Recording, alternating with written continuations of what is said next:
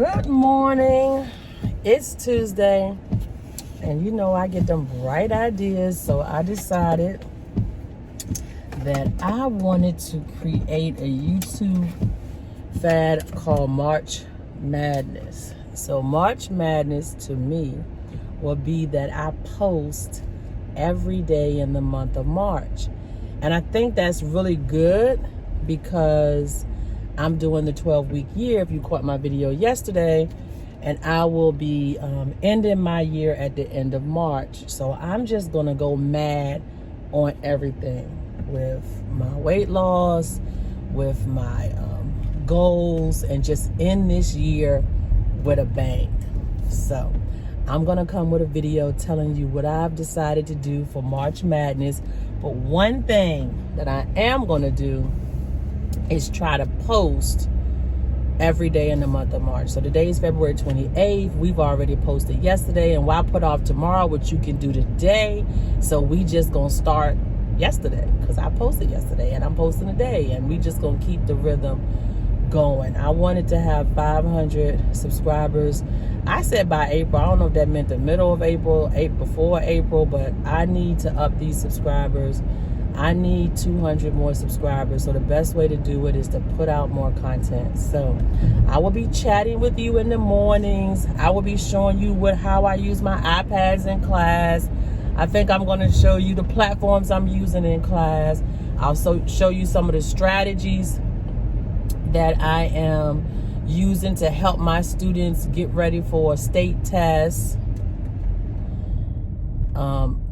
I'm just going to be mad about everything I do this month. So we start tomorrow.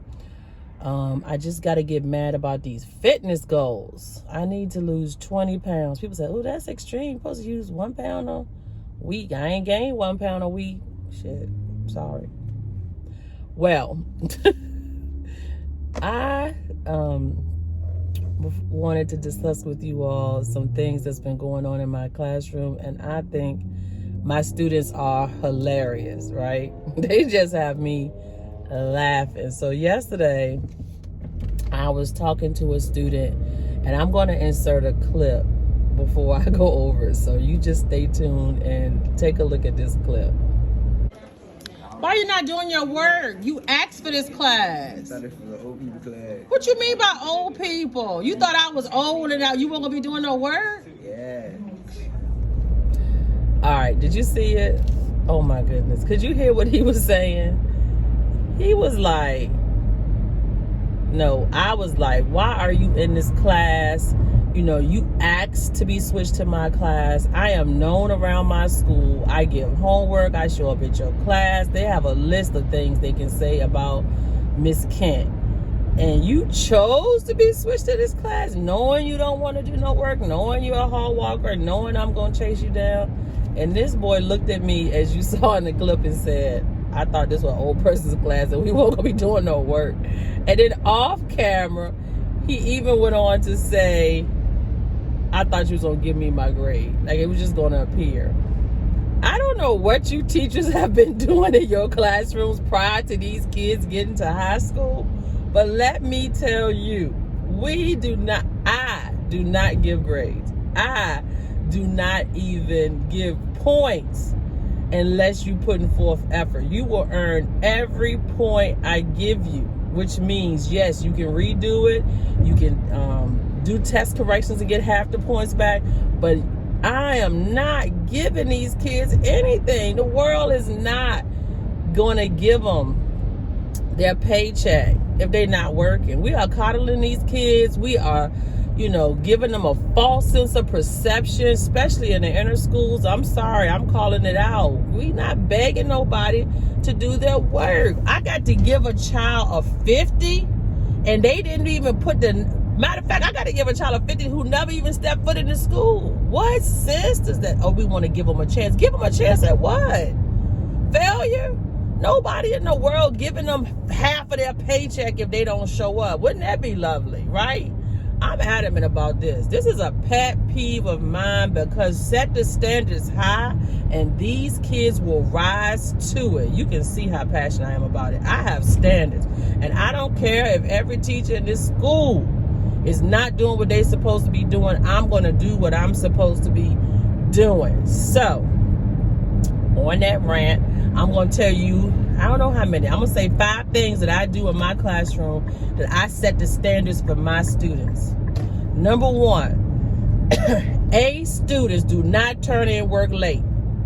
I tell them that from day one. Don't come in here talking about you want an A on an assignment. You will never earn an A on an assignment turning in work late for me. Sorry. I don't care what the excuse is. You're not going to college. You're going to get a 0. Have you been to college?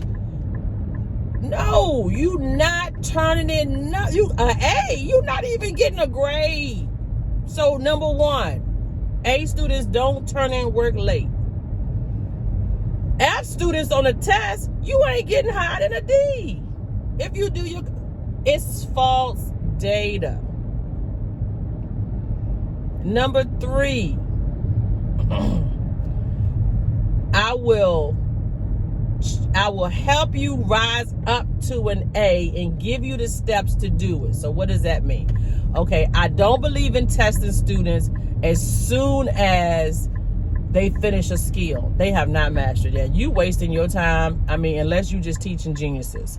So I teach a skill, all right, and let's just say we're on the first skill.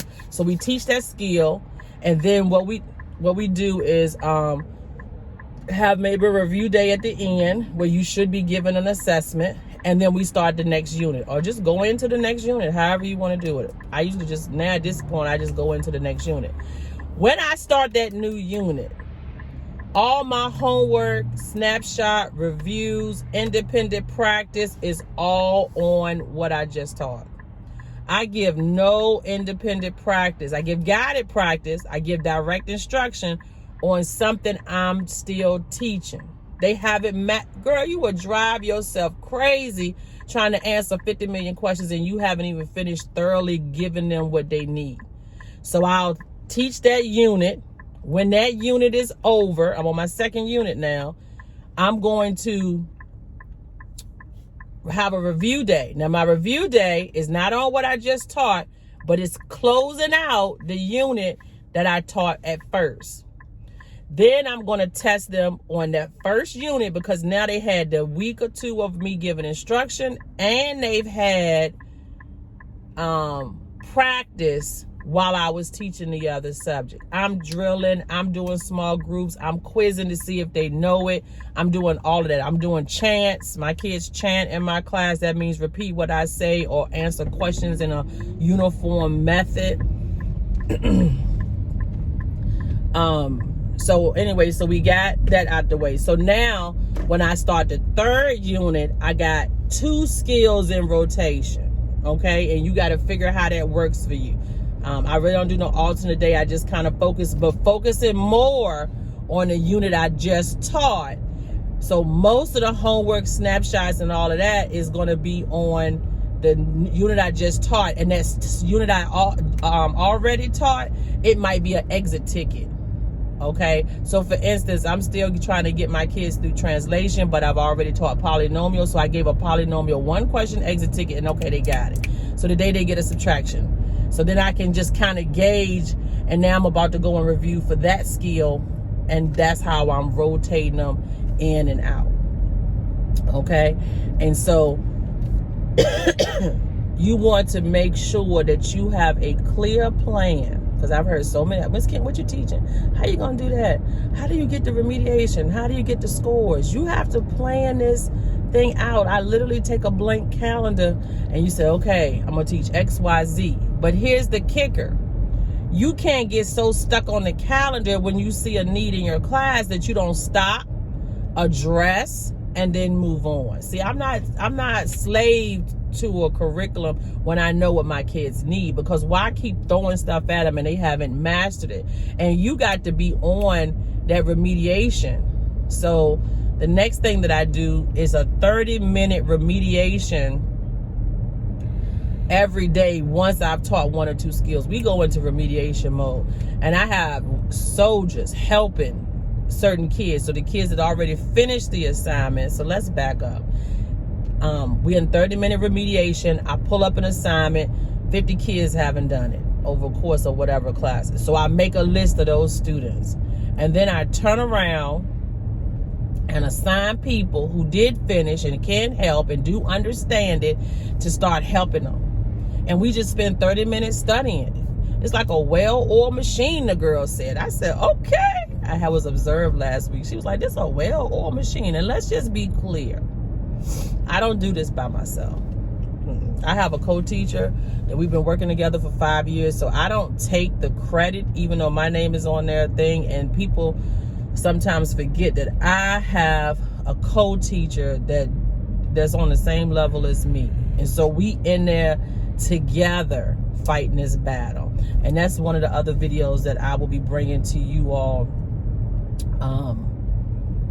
when I have this March Madness, is co-teaching. Like, I really think you need to see us working together. Now, she has to do IEPs and things of that nature, so she takes responsibility for one class and I take responsibility for two. But we both help each other on it. So second block is hers, and we also do like a friendly competition, like my class versus her class. And I'm always, she don't say much about it, but I'm really competitive. So I'll be telling third block, don't you let second block beat you on them test scores. And so when test scores, we don't do nothing. We just talk about it and brag about it. How one class test scores is higher than the others on an average, or like if we do a quizzes, what is this percent accuracy? I'll show them what the other class got and try to make the kids more competitive, which is another way that you can get your classroom rolling, is get them to compete respectfully. You know what I mean? Like, the friendly competition is what I call it. And so it doesn't matter. We want all kids to succeed, but they thrive on competition as well. And so we play games. Booklet is a new one that my kids have fallen in love with. And so they love to get in there and fight and steal, when you get a question right, steal things from other students. So find those things that's going to motivate this new age and make it fun, and don't make it hard on yourself. I find things that teachers already created, the free version, and it's been working for me. I'll be back today. All right, guys, you can see I got into my little rant in the car, but I do want to close this video out. So I just kind of want to summarize everything that I was saying in the car, and let you know that I do have a set list of standards that I try to, even if it's not like slated in my room somewhere, but it is, you know, the message is given to the students. This is the things that we expect, and this is how we're gonna do it. So A students don't turn in work late. F students not getting an A, point blank period. We're not doing that. We want to increase productivity. So that ran about like how you do things. It's just increasing the productivity, increasing the students doing work and understanding and mastering skills to give them a sense of pride about what they're doing. And that goes into my completing all assignments. I'm not successful as every student, every assignment, but that's my goal. Every student, every assignment, so I can analyze and see. And we're really pushing the needle with that this year or this semester. And then we have the one that I didn't talk about, which was we not leaving while the teacher's teaching. So I have this little thing that I use for productivity. It's called I Got It, I'm Not Sure, I Don't Know. So it allows the students to communicate to me while they're working on assignments, and these are posted on their carts, and maybe that'll be a video to show you the things that I allow them to do. But I have this done, and so every question they're going to identify, yes, I got this, Miss Ken. Miss Ken, I have an answer, but I don't know if it's right. I'm not sure. So you actually answered the problem, but that's the one Miss Ken, can you check it? And then the circle means I don't have a clue. That's just totally a guess or left blank. And so that's how we gauge. Now, what we want to do with this, and I don't want to take up too much time, is count how many you thought you was going to get right. And so I don't really give them a percentage. I say, okay, the goal is for you to get 22 right. The goal is for you to get 15 right. And so we trying to find those 15 checks, which also decreases the stress level off the kids. And maybe that'll be a video on how I do that, because that has changed the game for me. The next thing with the expectations I have, and so it's drill with as far as kids are not going to be up. If you allow kids to go to the bathroom while you're teaching, who reteaching that? Yeah, we're not doing that. And so what we want to do is, shh, Miss Ken and Miss White is teaching. Yes, you may go to the bathroom before class start and begin. Don't be tardy. See, these are questions I want you to know before. Don't ask me. You already know the answer. Yes, copy everything Miss Ken White is writing on the board. Why are you asking me, should I write that down? Just copy it. Don't ask me. Just do it. Yes, you should have a pencil, not a pen. Can I write in pen? Don't ask me that question.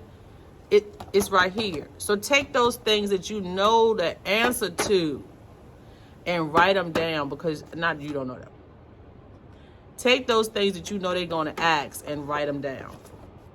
Yes, you may ask a math question. Don't ask me anything that don't pertain to math while I'm teaching. I'm not going to address it. Yes, you may use a sheet of paper or loose leaf paper if you do not have your journal. If you don't have your materials, get out some paper and write this down. This is high school. We're not babying you. Expectations. No, you may not go to the bathroom while I'm teaching, because you're gonna miss what I'm talking about. You're not a baby. No, don't talk to your neighbor. No, you can't go to another class, and please do not ask me. And no, you should not be out of your seat unless you need to see the board. And don't ask me, can you get up to go see the board? Take a picture, do what you got to do. I'm very capable of knowing what you're doing, as far as, are you doing it for school, or, work, or are you just being funny? I'm good at that. So don't worry about it. I'll call you, you don't call me. That's how we're going to do it. So I hope you've enjoyed this video. It's me getting ready for March Madness. And I was just listening. I don't know what's going on in the hallway, but I got to go check that out, because, they're not going to be doing that outside my hallway. So I will see you in the next one.